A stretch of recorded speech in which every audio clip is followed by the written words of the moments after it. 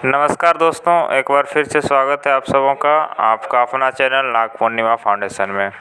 दोस्तों, जैसा कि आप सभी को पता, हमने पिछले क्लास में शहीदों और विभूतियों के बारे में पढ़ रहे थे, जिसमें से 2-3 क्लास हम लोग की हो चुकी है।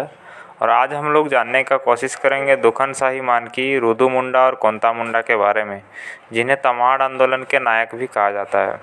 तो चलिए दोस्तों, क्लास को शुरू करते हैं। तो दोस्तों, जैसे कि आप सभी को पता है कि अंग्रेजी राज की स्थापना 12 अगस्त 1765 से शुरू हो गई थी। उसी बीच शाह आलम द्वितीय से Robert Clive east India company को बंगाल, बिहार, उड़ीसा और छोटा नागपुर चारों प्रदेशों की दीवानी मिल गई। और उसके बाद जो है ब्रिटिश शासन का वो एक शोषणपूर्ण शासन शुरू होता है। वे ब्रिटिश लोग बहुत सारे शोषण अत्याचार करते हैं। तो ये अंग्रेजी सरकार का अत्याचार हमारे यहाँ के भोले भाले आदिवासियों के ऊपर किया जाता है, सभी लोगों के ऊपर किया जाता है। तो लोग उससे विचलित होते हैं और उसका जो दर्द है झेलते रहते हैं। इसी बीच अंग्रेज़ राज का अत्याचार दिनों दिन बढ़ता जा रहा था। तभी 1807 में दुखन शाही मानकी के नेतृत्व में तमाड़ के 5000 मुंडाओं ने अंग्रेज़ी शासन के खिलाफ विद्रोह कर दिया। वे लोग जागे और अंग्रेज़ी शासन के खिलाफ विद्रोह करने की कोशिश किया। तो 1808 में कैप्टन रफसी जी ने दुखन शाही मानकी को बंदी बना लिया। इनको बंदी बनाए जाने से तमाड़ विद्रोह शांत हो गया। जब दुखन शाही मानकी को बंदी बना लिया गया तो फिर तमाड़ विद्रोह थोड़ा सा जोर नहीं पकड़ा, वो विद्रोह शांत हो गया।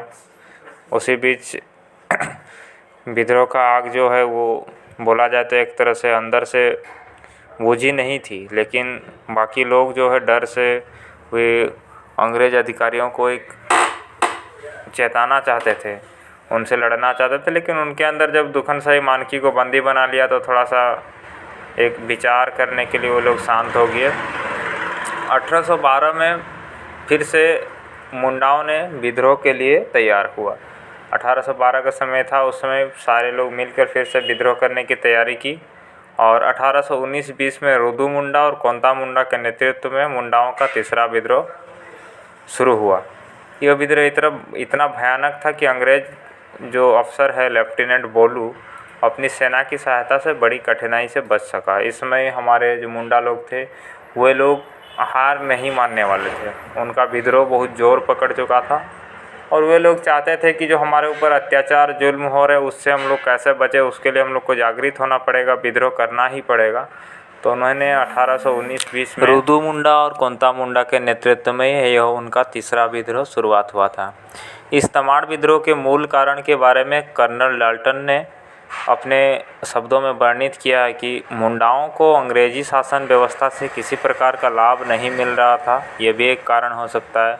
मुंडाओं की घोर उपेक्षा हो रही थी। साथ ही साथ जो बाहर से आए बंगाल, पंजाब आदि देशों के विभिन्न जो भागों से आए हुए सिख, मुसलमान आदि मुंडाओं पर भयानक अत्याचार कर रहे थे। इससे मुंडाओं में भयंकर आक्रोश भड़क रहा था, क्योंकि जो बाकी लोग थे वो लोग भी मुंडाओं पर अत्याचार कर रहे थे।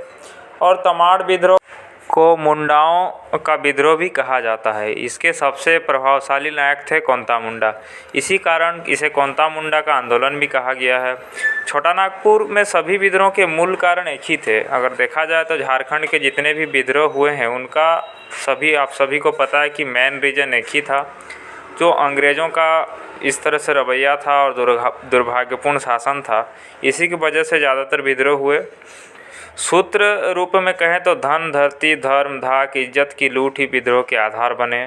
धन से मतलब लगान के बहाने इनका धन लूटना, जबकि अंग्रेज़ शासन के पूर्व यहाँ लगान लेने की परंपरा ही नहीं थी। धरती की लूट का मतलब था लगान न देने पर इनकी ज़मीनें नीलाम कर दी जाती थी, जिसे बाहर के लोग औने पौने दाम में खरीद लेते थे। और धर्म की लूट से तात्पर्य था इन्हें आदि धर्म के स्थान पर ईसाई धर्म में धर्मांतरित किया जा रहा था। सरना की जगह गिरजा में उपासना कराया जाने लगा था। और धाक का अगर अर्थ देखेंगे तो धाक का मतलब हुआ इनका प्रभाव या राज। जैसे कि हम लोग लोकल भाषा में किसी चीज़ का कोई जिसका ज़्यादा धाक रहता है बोलते हैं ना, उसी प्रकार से धाक का अर्थ है प्रभाव या राज। इनके क्षेत्र में यहाँ के निवासियों का राजा जो था, यहाँ के निवासी थे, इनका राज या प्रभाव था। जो वहाँ के लोग थे, लोकल लोग, उनको ये लोग कुछ नहीं करने देते थे। और वहाँ अंग्रेजी राज की धाक जमाने लगी अंग्रेज़ सरकार ने। जो अंग्रेज़ सरकार था वही धाक जमा रहा था। इज्जत की लूट का अर्थ हुआ यहाँ की बहू बेटियों बहनों की इज्जत की बाहरी लोगों से लूट करवाया जाता था। इसके अतिरिक्त थाना पुलिस का अत्याचार भी बढ़ने लगा था। अदालत तबाह करने का केंद्र हो गया था। इनके लिए अंग्रेज़ी सरकार ने जंगल कानून, वनभोज लेने, लकड़ी काटने, मवेशी चराने आदि पर रोक लगा दी थी। इसी कारण अंग्रेज़ छोटा नागपुर जो झारखंड में कभी भी चैन से शासन नहीं कर सके और विद्रोह आंदोलन, उलगुलान, क्रांति आदि को दबाने में ही अंग्रेज़ सरकार की पूरी शक्ति लगी रही और इस तरह से अंग्रेज़ अंत में हमारे जो वीर नायक होते हैं उन्हें असफल कर देते हैं युद्ध में और उन भागने पर अंग्रेज़ विवश हो जाते हैं। तो ये थी दोस्तों हमारी एक क्लास और आगे की जो नायक हैं उनको हम लोग अगली कक्षाओं में जानेंगे। तब तक के लिए चैनल को सब्सक्राइब कीजिए और लाइक कीजिए। धन्यवाद।